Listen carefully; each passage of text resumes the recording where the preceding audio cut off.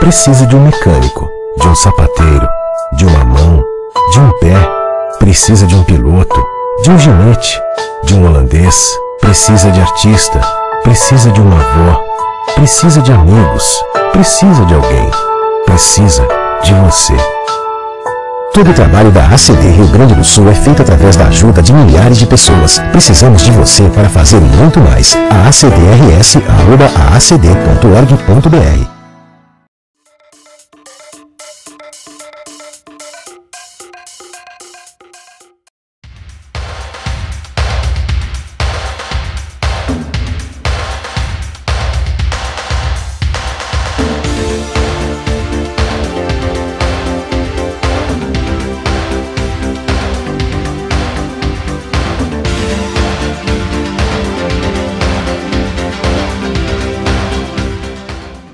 O que a gente mais faz hoje em dia é clicar.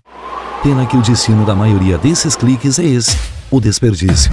Você sabia que apenas um clique pode ajudar a combater a fome no nosso estado? É só acessar cliquealimentos.com.br e dar um rumo mais digno aos seus cliques. A mesa de quem tem fome. Doar pelo Clique Alimentos é gratuito e não demora nem um minuto. Faça a sua parte. Clique para quem precisa. www.cliquealimentos.com.br.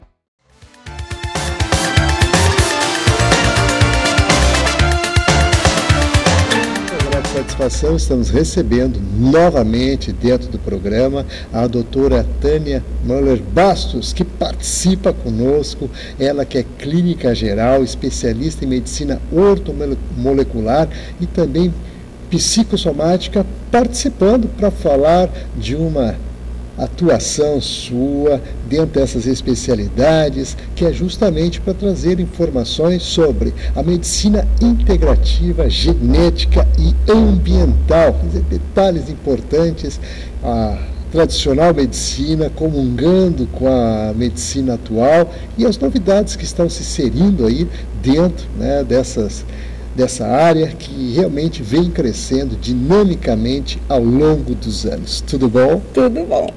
Satisfação recebê-la mais uma vez aqui e alegria, né, poder falar de saúde, falar né, de medicina, que a gente sempre trata aqui dentro, né, desse quadro voltado a essas situações e características em especiais para levar as informações aí para o nosso público ouvinte, telespectador. Nesse sentido, doutora Tânia, vamos falar da medicina integrativa, porque ela tem uma proposta bem interessante. Eu gostaria que a senhora entrasse, inclusive, naquelas ênfases, né, que realmente dão aquela conotação e a diferenciação. É um prazer estar aqui, então vamos começar. Falando da medicina integrativa porque une várias formas de tratar uma pessoa. Então, hoje não se trata apenas dos sintomas, e sim se procura encontrar as causas pela qual uma pessoa adoece. E os tratamentos são individualizados. Cada pessoa necessita de um tratamento específico que envolve as causas e as consequências, ou as causas, os sintomas. Então, envolve muitas vezes de usar medicamentos da medicina convencional, mas outras vezes envolve a prática de exercícios, o uso de florais, o uso de homeopáticos, o uso da acupuntura, o uso de oligoelementos, o uso de vitaminas. Então, tem uma ampla forma de tratar as pessoas, segundo as causas, segundo o meio ambiente em que elas estão inseridas, segundo o momento psicoemocional em que elas estão vivenciando. Realmente a senhora dá uma conotação importante nesses aspectos, a considerar, evidentemente, o indivíduo no seu meio ambiente integrado, né, como um todo e, claro, respondendo a essas questões. E nesse sentido, assim, para que a gente possa dar continuidade assim a esses aspectos diferenciais, a importância genética e ambiental dentro dessa aplicação da medicina integrativa. Então, é necessário que a gente entenda bem o que é saúde, o que é doença e o que é cura. Saúde está relacionada com bem-estar, bem-estar físico, bem-estar emocional, bem-estar nas atitudes, no comportamento, bem-estar espiritual, princípios, valores, ética. Então, tudo isto se relaciona à saúde, esse bem-estar geral, global, onde está incluindo também o bem-estar do meio ambiente, da natureza. Então, não existe saúde do indivíduo se não existir a saúde do meio ambiente, se existe desarmonia, se existe violência. Então, hoje se fala num bem-estar global, não apenas do indivíduo, mas se a sociedade estiver doente, o indivíduo não pode estar e não pode ser considerado completamente saudável. Isto faz com que a gente se mobilize para a cura, a busca da cura verdadeira. Então, doença. Doença é uma perturbação do estado de saúde, uma perturbação da relação corpo e mente, é uma perturbação energética. Saúde e doença. Então, se vive nesse caminho entre uma e outra. Então, somos um tanto saudáveis, estamos, na realidade, porque é um processo, estamos um tanto saudáveis, um pouco doentes. Algumas pessoas estão muito doentes e pouco saudáveis. Então, doença, podemos dizer que é psicossomática e depende de múltiplos fatores do indivíduo, da sociedade, do corpo, do meio ambiente. Então, temos que ver o indivíduo, a pessoa inserida nesse contexto psíquico, emocional, pensamentos, sentimentos, comportamento, como está a sociedade, as suas relações familiares, suas relações de trabalho, as suas relações com outras pessoas e como está o meio ambiente em si. Então, e o corpo físico. Então, o psíquico, emocional, o corpo, que são seus órgãos, suas células, e a sociedade e a natureza. Então, é um triângulo. Psíquico, corpo, sociedade. Então, a cura, ela é uma consequência das mudanças de padrão de vida.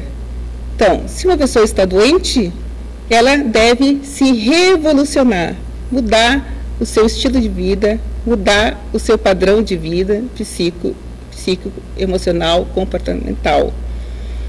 É isso. Muito bem, a doutora Tânia realmente sempre, né, trazendo informações e dando uma conotação diferenciada às estruturas, né, da saúde no contexto, né, ou seja, o indivíduo inserido dentro do seu contexto ambiental, as questões genéticas também bem posicionadas dentro, né, dessas expectativas todas, e psicossomática, ou seja, tem um vasto conhecimento que agrega, né, dentro da medicina todas essas questões aqui que nós estamos abordando hoje e levando a você, né, que está sempre aí ligadinho na nossa programação. Então, doutora Tânia, vamos aos aspectos genéticos, dando aquelas conotações imprescindíveis para que a gente possa considerar, até porque a medicina ortomolecular tem um vínculo muito grande com estas questões. Agora eu vou colocar algumas coisas sobre a estrutura sutil do corpo humano, que aí a gente entra na parte da energia vital. Então, todo mundo sabe que a reprodução ocorre através do DNA, que é a molécula responsável por transmitir as informações genéticas. O DNA está no núcleo das células. Esse DNA, quando a célula não está se dividindo, ele está na apresentação chamada cromatina. Então, a cromatina é o empacotamento do DNA. Então, essa cromatina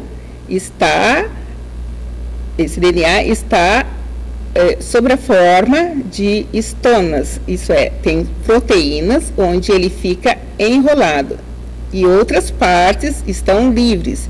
Então, aqueles genes mais ativos, mais importantes nas atividades celulares estão soltos e aqueles que estão inativos estão nos histonas.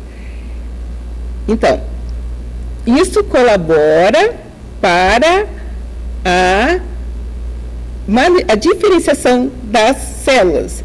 Por isso que se fala células troncos. Essas são indiferenciadas, elas têm o potencial de se transformar em qualquer células, ter qualquer função. E no desenvolvimento embrionário, quando um ser é gerado, inicialmente as células não têm diferenças uma das outras e conforme vai passando o tempo, no cronograma, no cronobiologia, estas células vão se diferenciando para exercer funções específicas, células do coração, células do fígado, células do cérebro. Então nesse processo, por que ocorre essa diferenciação? Porque na cromatina existem esses histonas que inibem a manifestação de determinados genes e existem as outras regiões que está livre, então cada célula vai ter a sua função específica. Só que esses histonas, eles podem ser transmitidos para as gerações futuras e também as suas alterações. As alterações, elas estão sob a influência do meio ambiente e da alimentação e também psicoemocional. Então, as alterações dos histonas se transmitem para as próximas gerações e tem algumas relações, por exemplo, com o câncer e com doenças tipo obesidade, doenças cardiovasculares, síndrome plurimetabólica, que envolve colesterol e diabetes. Então, isso é um estudo novo. Também podem acontecer as mutações genéticas, que aí muda as sequências dos genes. Também sofre a influência do meio ambiente.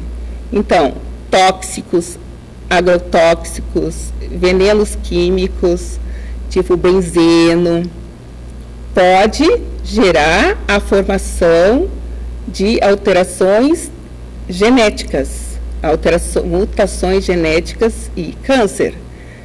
E as alterações epigenéticas não mudam a constituição básica do DNA, mas as marcas epigenéticas são levadas para gerações futuras e são responsáveis por doenças degenerativas, as mais diversas.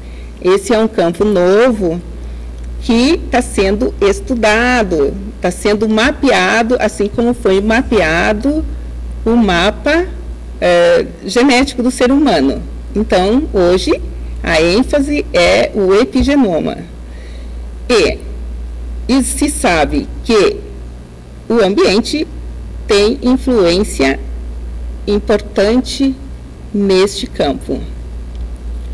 Muito bem, doutora Tânia, é claro que essas considerações todas que a senhora faz dão uma abertura bem interessante dentro dos aspectos aqueles genéticos, no caso que são a passados de geração para geração, mas que também, por efeitos do meio ambiente, ou seja, pela alimentação e por tudo mais, ele sofre um processo de mutação. Então, isso também pode originar essas doenças que a senhora, e patologias que a senhora mencionou agora, que é justamente, né, o que preocupa, né, a humanidade no sentido, inclusive, de reverter, porque existem muitos cânceres, existem também as questões das dependências químicas, e, através das drogas, etc., que eu gostaria que a senhora também fizesse considerações nesse sentido, inclusive em forma de alerta, porque, de fato, isso cria e gera um desequilíbrio muito grande, tanto nos aspectos físicos quanto emocionais. E eu gostaria de aproveitar os seus conhecimentos justamente para levar ao pessoal que está aí ligado, acompanhando a programação, informações, né, pertinentes, inclusive para que tenham mais cuidados com relação a isso. Com relação à alimentação, é importantíssimo. Inclusive, o objetivo da gente conhecer mais sobre a epigenética é para achar soluções para muitas doenças humanas. A alimentação é fundamental para corrigir determinadas patologias. Hoje se sabe que um câncer ele pode ocorrer tanto por fatores epigenéticos quanto fatores de mutação genética. E existe substâncias que são quimioprotetoras na alimentação. Se sabe hoje que 90% dos cânceres de mama, por exemplo, eles não vieram de herança dos ancestrais, e sim possivelmente foram fatores ambientais que as mudanças se processaram, fatores epigenéticos ou de mutações. Existem substâncias que exercem uma função quimioprotetora. Por exemplo, o brócolis, a cenoura, a beterraba, o alho e outras substâncias exercem fatores de proteção porque vão impedir essas alterações epigenéticas. Tá? Então, por exemplo, o brócolis tem o 3-indol-carbinol, que se sabe que tem uma ação de proteção contra a formação de células malignas. Então, a ação dessas substâncias naturais é impedir a manifestação do crescimento de um tumor e realizar uma proteção. Muito bem. Claro, quero aproveitar, doutora Tânia, agora, naqueles aspectos que eu lhe perguntei anteriormente, a senhora falou nas questões químicas de alteração e, inclusive, da alimentação, que realmente traz uma contribuição ou o agravamento das situações, que é justamente o que a senhora considera aqui na sua fala. E nesses aspectos da dependência química do pessoal que consome drogas, que a gente referiu há pouco dentro da pergunta, eu gostaria também que a senhora se manifestasse nesse sentido, porque tem tudo a ver, né, com a questão da saúde, que tem tudo a ver também com as questões aí da medicina ortomolecular. Por exemplo, vamos falar de uma droga mais comum, o cigarro, né?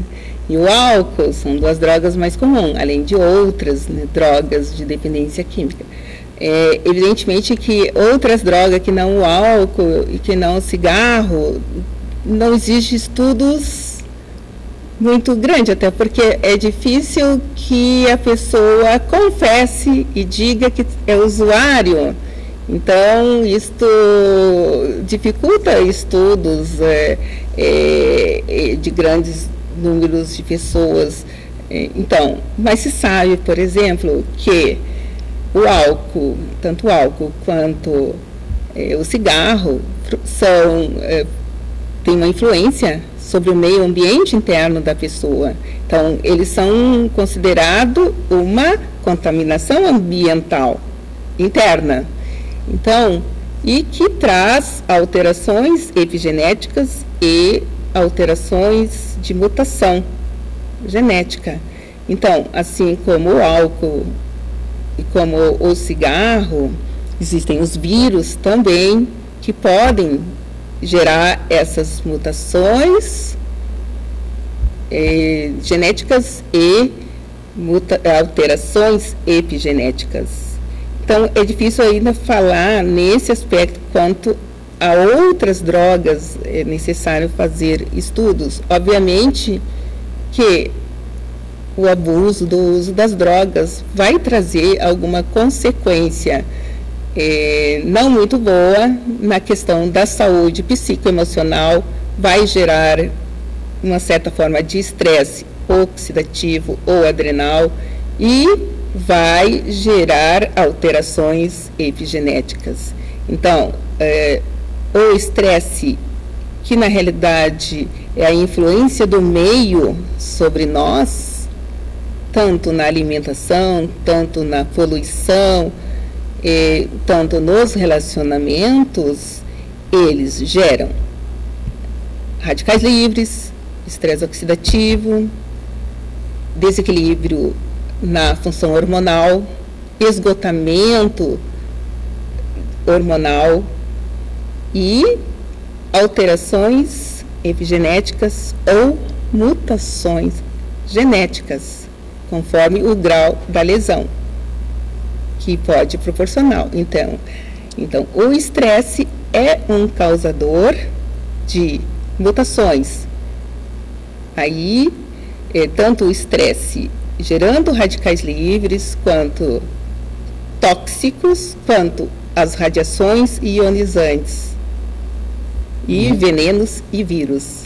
Realmente tem vários aspectos a serem considerados, né? Realmente é um assunto bastante amplo, e claro que aqui a gente traz algumas informações, mas que subsidiam bem, né, o público que está lá acompanhando o programa, recebendo essas informações. Mas, doutora Tânia, estamos chegando ao finalzinho, mais uma vez, né, da nossa entrevista aqui, e claro que a gente fica muito contente em recebê-la novamente e ouvir, né, toda essa orientação que a senhora dá com relação a essas questões da saúde, em especial levar em consideração o tripé, onde a senhora coloca muito bem a questão do indivíduo, do meio ambiente, enfim, de tudo aquilo que o cerca, na verdade, que influencia diretamente no seu bem-estar social, inclusive, como a senhora também colocou aqui, a questão da sociedade em si, como um todo, como um ente, né, que está aí, de alguma forma, também acometida,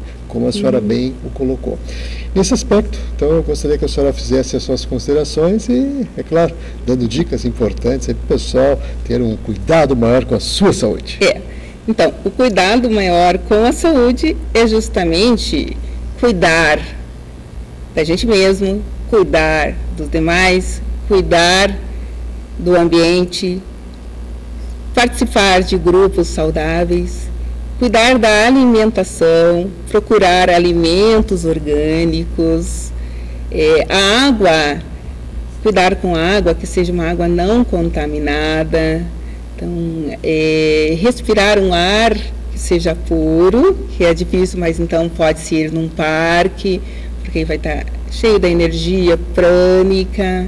Então, são vários aspectos que têm que ser trabalhados. A prática de exercício, então, selecionar bem os alimentos, não cozinhar em excesso esses alimentos, que vai perder as suas propriedades, as suas proteínas. Cuidar com os defumados. A gente aqui no Rio Grande do Sul, a gente come muito churrasco. Então, os defumados têm na sua película a nitrosamina, então aquele contato direto com a fumaça, a queimadura, não só no churrasco, mas os grelhados, que a gente, vamos comer grelhado que é mais saudável, mas não é bem assim. A questão, a queima da carne gera a produção de nitrosamina, que é altamente cancerígena. Então, por isso que devemos cuidar nesse aspecto também. A forma como a gente cozinha os alimentos, quais são os alimentos que a gente está ingerindo. Então, comer beterraba, cenoura, brócolis inibe a formação de tumores, de células tumorais, e inclusive mais adiante ainda em estudos mostra que leva as células cancerosas à apoptose. A apoptose, elas desistem de se desenvolver. Doutora Tânia Moller Bastos, a quem agradecemos muito pela participação mais uma vez, ela que é clínica geral especialista em medicina ortomolecular e psicossomática.